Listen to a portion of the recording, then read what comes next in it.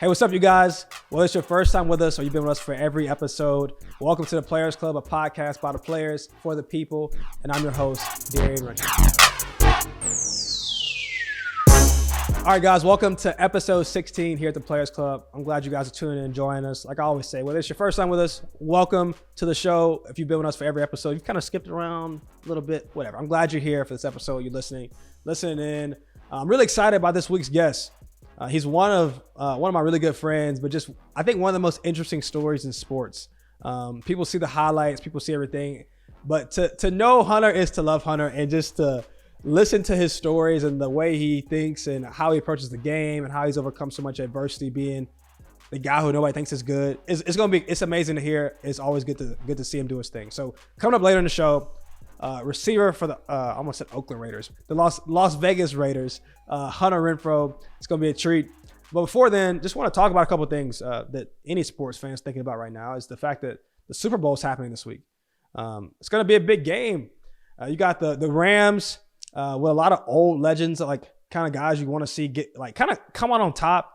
You got Matthew Stafford, you got OBJ, and so I'm kind of rooting for them, because you really would love to see those guys kind of late in their career kind of get the glory that they've been wanting and hoping for. And both those guys have been through so much adversity. So that honestly would be cool. But on the other side, you got the young guns. Like you got Joe Burrow, Jamar Chase, you got T. Higgins, a couple guys on defense too. They're kind of young. And it also would be just as cool to see those guys kind of like first, second year in the league come and take the league by storm, because literally nobody besides probably the most diehard whatever the thing is, Bengals fan probably thought they were going to Super Bowl. I don't think any of the players really thought they were going to go to the Super Bowl, to be honest. But they're there, and it's really cool to see. So the biggest thing for me is we got Clemson guys on both sides. I said you might not be a Clemson fan, but I'm a Clemson fan. I'm a Clemson alum. We got Clemson guys on both sides. So it's really a win-win for me. You got, for the Rams, you got Tremaine Ankrum, one of my good buddies I played with for 4 years, plays offensive line there. It would be cool to see him get a ring. But on the other end, you got DJ Reader, Clemson legend. You got T. Higgins, like I think the all-time something touchdowns receiver at Clemson. Just everybody loves T.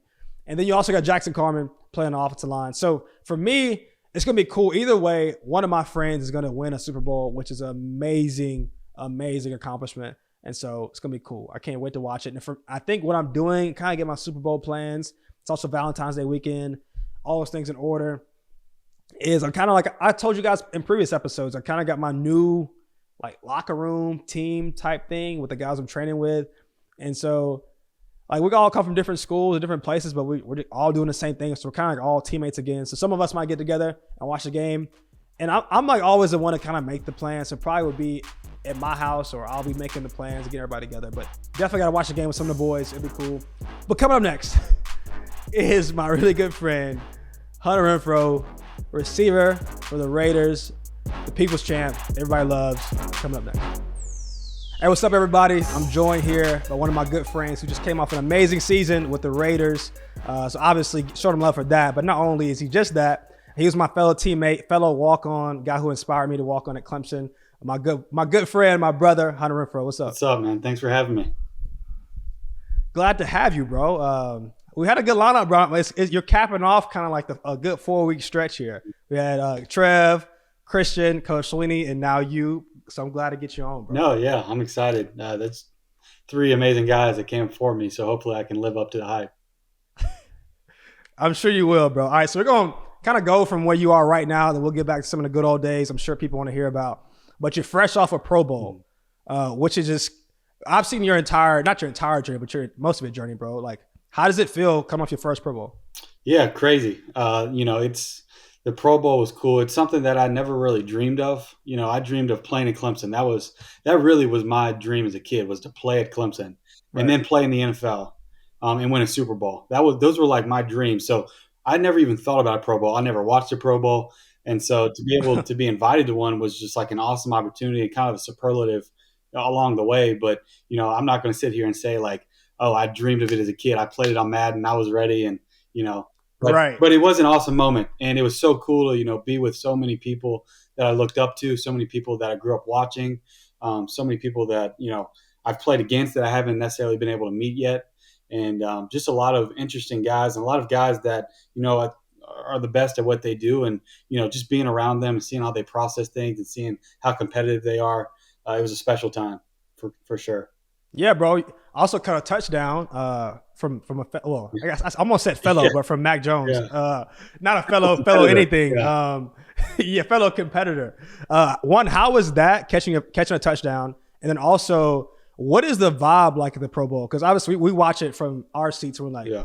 does everybody know? You know what I'm saying? Yeah. Is it the brother-in-law system Yeah. where everybody don't hit me? Yeah. You know? Well, I mean, going into it, it was my first one. I was kind of asking around, like, how is it going to be? And they say it's gotten easier and easier every year. But I remember leaving the house before the game, and my good friend Sari was over, and some of my friends, my parents, and I was like, guys, if it comes down to the fourth, I'm going to be tired. I'm gonna be very tired because I haven't like ran in 3 weeks. And so I was expecting it to be a lot more than it was. The first play we went out there and it was Right. basically like the running back got touched and it was down. And I was like, this right here is not what I was expecting. This is way easier. I'm a fool for thinking I'd be even remotely tired, but it was Right. awesome. It was disrespectful maybe to the game of football a little bit. I mean, nobody was playing hard, but it was a good time, and yeah, not what I was expecting at all.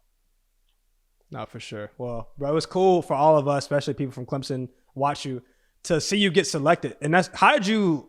Who tells you you're selected for the Yeah, Pro Bowl? so How does that even work? I saw that I was an alternate, like whenever it came out, and I thought I was like the third or fourth alternate from what I saw, through the media or whatnot. And I didn't think anything of it. We were out during our season. We were trying to make a playoff push. We had a lot of things going on. I was like, that's cool. We'll just Right. keep on going. And so um, as I was doing my exit physical, they were like, you're the first alternate, so you got to be ready in case something, one of these Right. players, probably Jamar, Tyreek, playing the AFC Championship in a couple weeks, or I think the Bills were still in the playoffs, so Stephon Diggs, one of them three are probably not going to play, and you're gonna be in. So I was like, that's cool, and so Right. and so yeah, that was a cool moment, and you get paid a little bit, and so on a rookie contract, that's a lot of money, especially if you win too. And so Yeah. I think there was three teams. There was the Bills were playing the Titans in the divisional round, and which had Stephon on the Bills, and then Tyreek was playing Jamar, the Bengals, and the Chiefs. And so 3 out of the 4 had receivers on it. So as long as the Titans didn't go to the Super Bowl, I was going to be in. And so I'm not saying I was cheering against the Titans, but I definitely wanted to get in and make a little bit more money. No doubt. Well, congrats on that. Is this public knowledge? Because I don't want to. If you can say it's public knowledge, then like I'm just curious. What is there a standard like rate that everybody gets paid, or is it in your contract? No, yeah, everyone gets paid. Yeah, everyone gets paid the same amount. Yeah, so it's and it was like I think I want to say from what I mean, I was reading on the internet too because I didn't really know much, but it was a Right. significant amount if you win. So I was over there like stressing on the fourth quarter, like we got to win this game. Everyone else is millionaires, millionaires, millionaires, and I'm over here making a good amount, but like compared to those Yeah, guys. it's levels to this, Yeah, bro. yeah, It's it was a lot of levels. money. So I was like, if we need to, I'm going to go 100%. Honestly, I did. I'm gonna be real. I did not. I watched your highlights, bro. I did not watch the game. Did your team win or We not? did, yeah. So we were up at like, Well, hey. yeah, we were up 3 touchdowns, and then they started making it interesting. So, but too, it's like during the game, everyone's going so like lackadaisical, and it's a lot of fun because you're with so many great players and so much talent.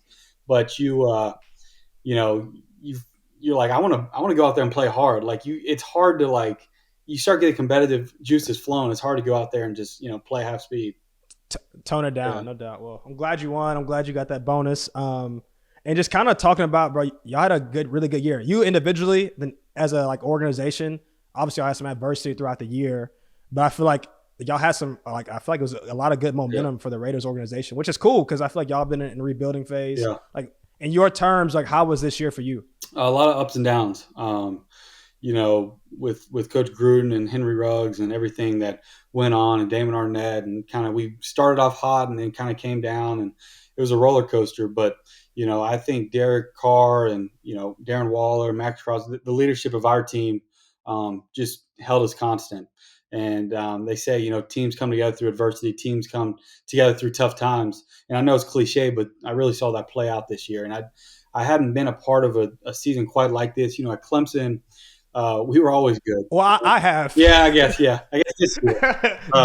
This year. Whenever I was at Clemson, we were always the best. Like we never really lost more than a game or two. And so, and Coach Sweeney did a good job of keeping everything, so constant and not much changes.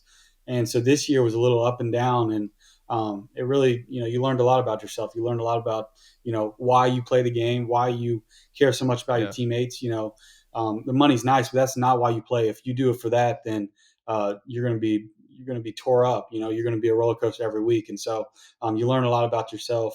And we did this year. And a lot of times I bring guys on. It's cool to hear NFL perspective, and like people from high school hear college perspective. But like, what is it like when you have like a big change like that within the organization, like with the Gruden situation? Did you like how are you notified? Like who tells you? Yeah, you have a team meeting. Yeah, I was sitting around. I think it was like a Monday had happened, and we were all sitting around. I think we had like Bible study or something, and we just got out of that, and I'm driving home.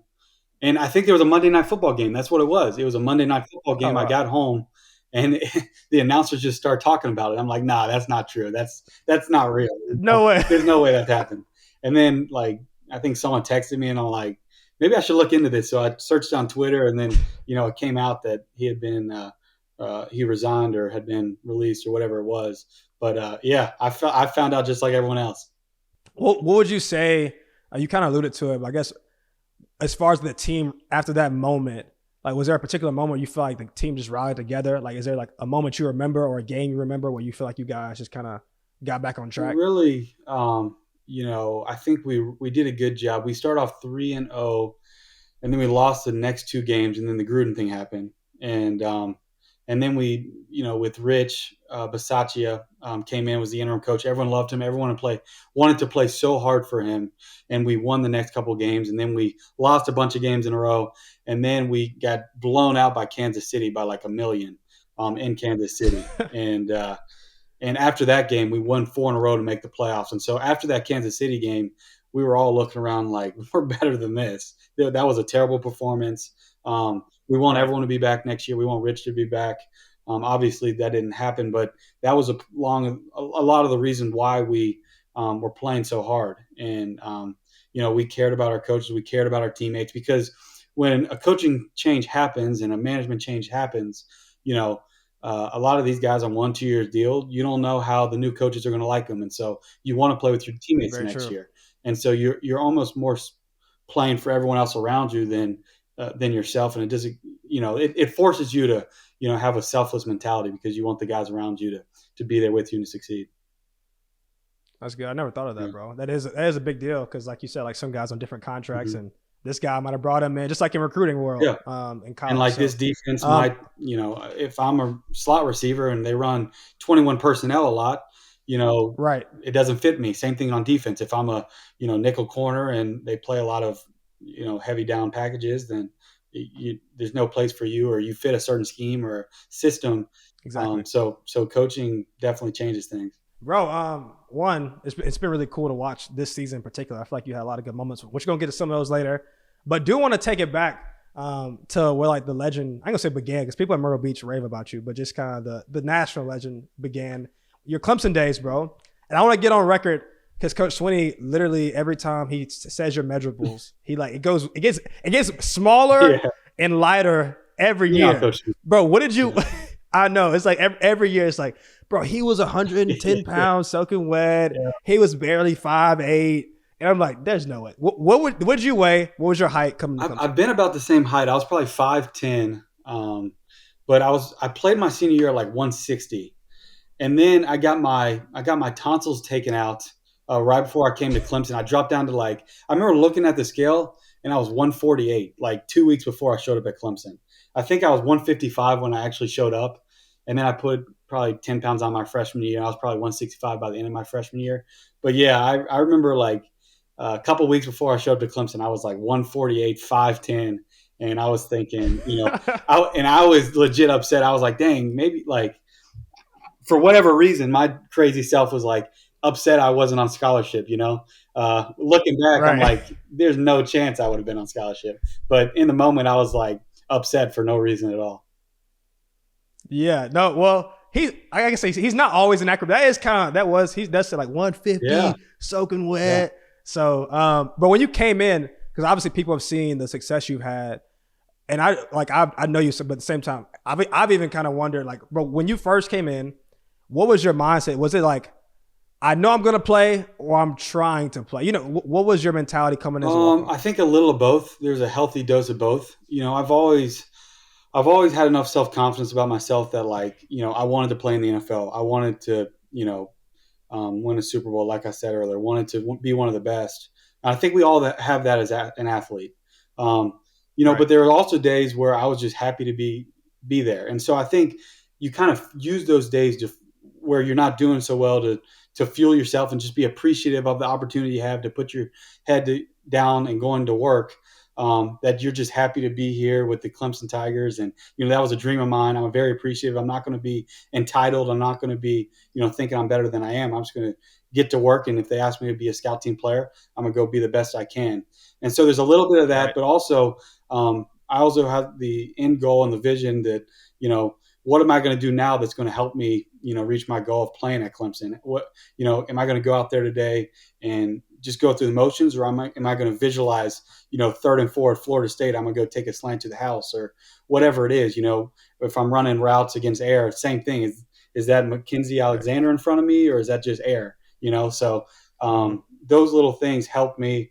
And I'd say there's probably a little bit of both of being appreciative, but also having a vision of getting to where I wanted to go. There's a picture that every time, bro, you go viral, anytime you make a play, whether in college or elite, there's a picture of you holding a bag of grapes.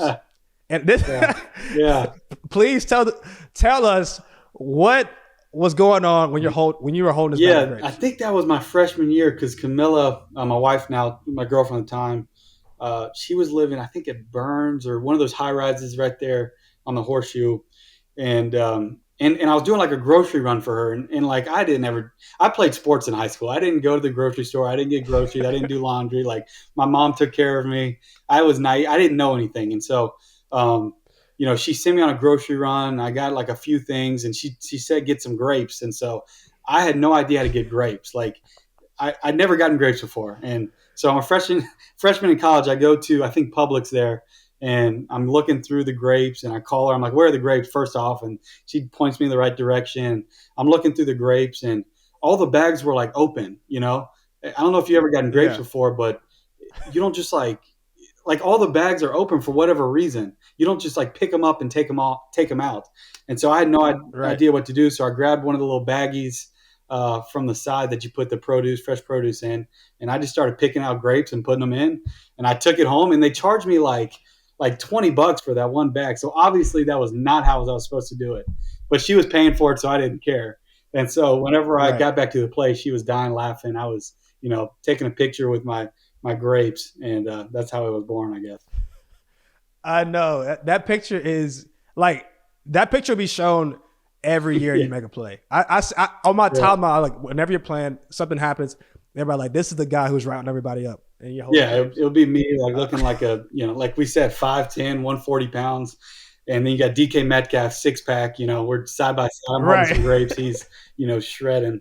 So it's a good time. You continue like to be who everybody thought was like a fluke, or you know what Yeah. I'm saying? They thought it was luck, and like you just continue to do it throughout your career. And then, bro, you get drafted. Old Hunter Renfrow gets drafted, by the Raiders. What was that experience like? Like getting drafted? Yeah, that was a dream come true. I'd always dreamed of getting drafted to a team and playing in the NFL. And so when Coach Gruden called me and Mike Mayock called me, I was very thankful and very excited. I remember because how the process works, and you're going through it a little bit now. If you're a later round guy or free agent guy, which I didn't know if I was going to be, a fourth rounder, a fifth round, sixth round, seventh rounder, not drafted. You really don't know. You don't really have an idea.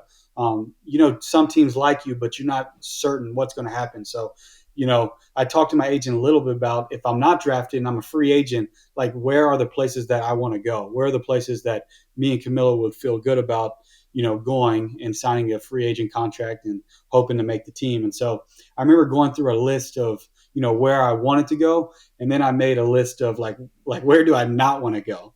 And I remember me and Camilla came to consensus that the Raiders were the number one team we did not want to go to, because Bro, which is funny, but because they were in Oakland for 1 year, and yeah. up until college, I thought Oakland was in like Florida. I had no idea where Oakland was. My geography's awful, and it's so far away from home. When I found out it was California, taxes, and I was like, I don't want to be there. And then go all the way across the country for my family, and then we're going to Vegas in a year, and that's Sin City, that's the Strip, that's craziness, Right. and so that's the number one place we did not want to go. But I couldn't be more thankful we ended up here because there's so many good people. Yeah, there's so much irony in that because anybody knows you. You know what I'm saying? We're both from South Carolina, very like conservative. Yeah. You know what I'm saying? Just like it's South Carolina, bro, the Bible Belt, all this stuff. And then for you literally to go to like, obviously it's a good place, but you know what I'm saying? The connotation around Vegas, that is hilarious. It is. And whenever I remember, in the moment they call you and they tell you you're going to Oakland, and like once those feelings fade, you start thinking. And I remember thinking like, this is God just laughing at us. Like we think we have our plans, but we have no idea what's going on. And God was like, I'm gonna put you where you don't want to go, just to show you what I want to show you. And so it's been an amazing opportunity. And I've loved the Raider organization, and really the teammates I played with has been special. Bro, when you got drafted, and then now like you start playing, what was your welcome to the NFL moment? Maybe one in the locker room, or you can get just whether on the field, locker room. What was a moment you remember like I'm in the league and I need to wake up? Yeah, it was playing. We played in London my rookie year, the 5th game of the year, and then we had the bye week the next year. And I had won the starting job, but I really wasn't playing well. I think I had like 6 or 7 targets. We were playing the Chicago Bears in London. I had like 6 or 7 targets in like one catch. And like at Clemson, like if you threw to me, I wanted to catch the ball. And so I remember going back home that bye week thinking like, all right, this ain't working. I'm gonna have to do it, my way. I know Coach Gruden wants me to run it like this. I know, they want me to run it like this, but I'm gonna be out of the league in about 5 games if I keep doing it like that. I'm terrible. And so I thought, let me just I didn't want to look back and regret and say, oh, I was trying to please them so much and do it this certain way. And obviously, there were parameters, and I didn't want to, go against what they're saying too much. But I remember going home that bye week and sitting in the tree stand hunting a little bit, taking some time off and just thinking, I'm not going to regret this. I'm going to go out there and I'm going to do it my way to an extent. Obviously, there's a coaching balance. I'm going to respect what they say. I'm going to do about how they say it, but I'm going to just put some tweaks here and there. And so that was kind of my moment where I kind of woke up and started playing some good football. What is like you got all these footwork doctors, you got all these, route tree guys out there on the ground, bro. But like everybody's looking at the routes you're running. Like what is, but then knowing you, I just laughed because my bro was out there. He not freestyling, but he out there just playing ball. Yeah. What is your mentality when you're running routes? Yeah. The routes people have seen go viral this year. What's your mentality? Yeah, it's a lot of preparation. I'm obviously, and that's why you're laughing a little bit because I'm so against all the footwork drills and like stuff that doesn't translate to the game. I'll go out there in the off season and run routes 10 times in the off season. That's good enough for me because I'm thinking about what I want to run. I'm thinking about how I want to set up the defender, and I want to stay fresh for the season. I don't want to go out in the summer and run millions of routes. And then when the season gets here, I'm so tired of running routes. I don't want to, I'm not creative anymore. I don't even want to think about football.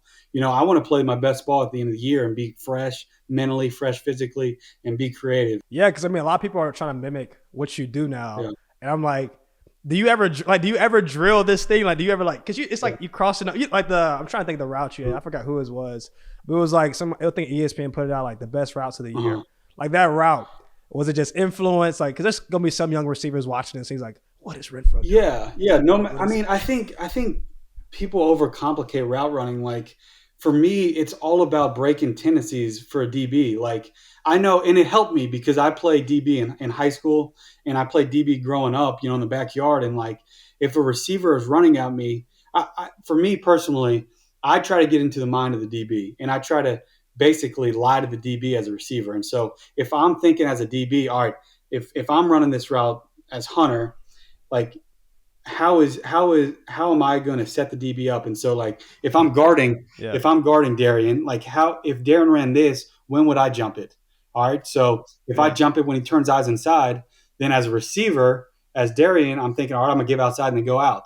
So it's all about Yeah. breaking tendencies and habits, and all these DBs are coached the same things with the hips and where to keep the eyes, and so um, they drive Right. on the first moves, and so I don't give them two moves, and then when they start driving on the double move, do a triple move, or just stay with the first move. And so it's all about just trying to get in the DB's mind and as a receiver lie to him, I guess.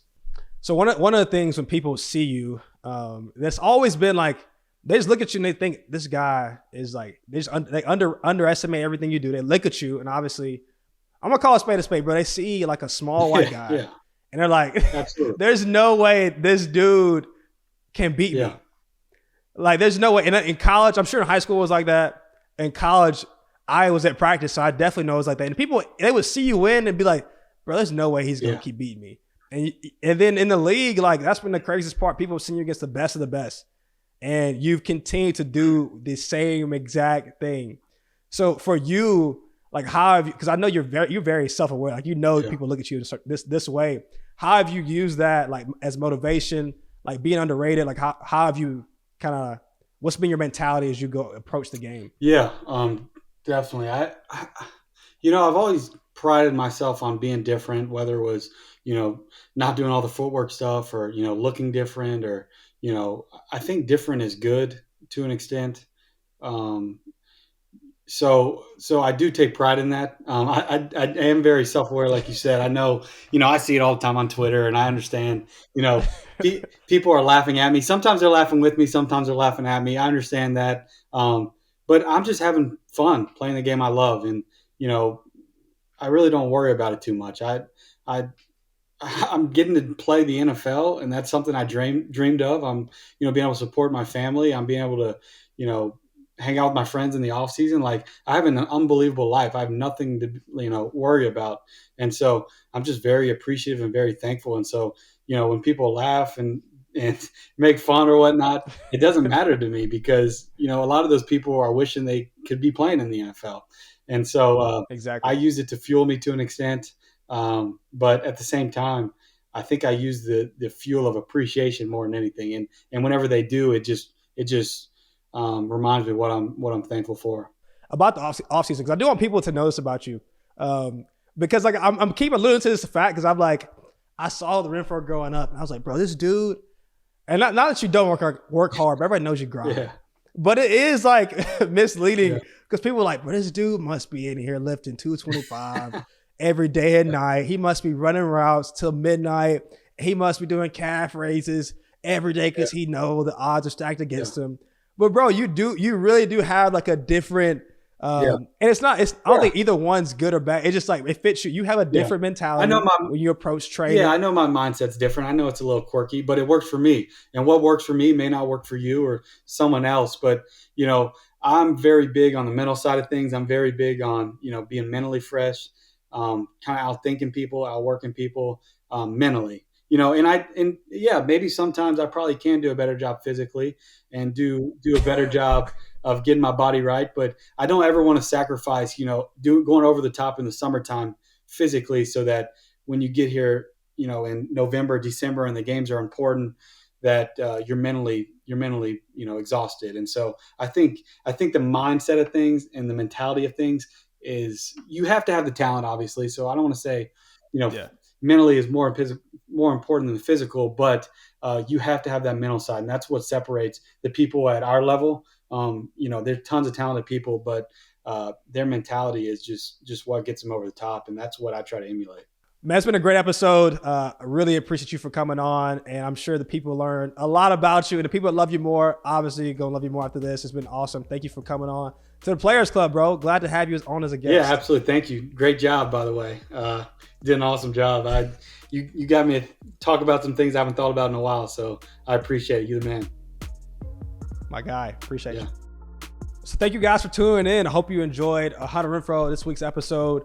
Like I said, I just feel like he's like the most you can't help but like the guy. Like he's just out here playing ball, playing a game he loves, having fun, doing it the right way, and out there killing everybody. It's just a joy to watch. And so as a former teammate, I'm happy for my man. It brings me a lot of joy to see him doing the same thing that he did at Clemson that nobody thought he could do in the league over and over and over again. Wish him nothing but success, blessings, and all of the above. Clemson legend, and will soon to be Raiders legend, which he already kind of is. And so, yeah, people, we're wrapping up the show. I want to tell you hope you guys enjoyed Super Bowl this weekend. And I don't really know which fan you are, but hopefully your team wins. And for me, like I said, it's a win-win for me. But as well, guys, it is Valentine's Day weekend. And I know you guys be buying chocolate, be flowers bought. But love isn't it just isn't it? Oh man, this might be smooth. I say excluded. Let's cut this up. This is gonna be smooth. Okay, let me get back. Okay. It also is Valentine's Day weekend, and look, guys, you're gonna be buying chocolate, buying flowers, receiving gifts, and all that good stuff. And love just isn't excluded to. You're like, you know what I'm saying? The intimate relationships. It's kind of open for everything you love. And I would say, if you've been loving the podcast, the way we will receive our gifts this week is to subscribe, guys. Subscribe, like, share the content, engage with us on social. You know we like to comment and talk and have a good conversation. So show us some love this week. It's Valentine's Day weekend. Come on, guys. I know you got it in your heart. Subscribe. I will say thank you guys. Since the last episode, we hit 2K. I know, round of applause, which is an incredible milestone for us. But now we like honor the goal, but we got our sights set on bigger and better things. We're just gonna continue to get up there, you know. So now we're halfway to 3K. So come on, tell your friends or you yourself, subscribe, get us to 3K. Let's keep this thing growing and going. And then whoever y'all want to see on the show, continue to let us know because we're trying to bring you the good people. Come on. All right, it's been real. This is a wrap. This is the Players Club podcast, a podcast about the players for the people. And I'm your host, Darien Renfrow. We'd love to see you back next week for a new episode. Peace.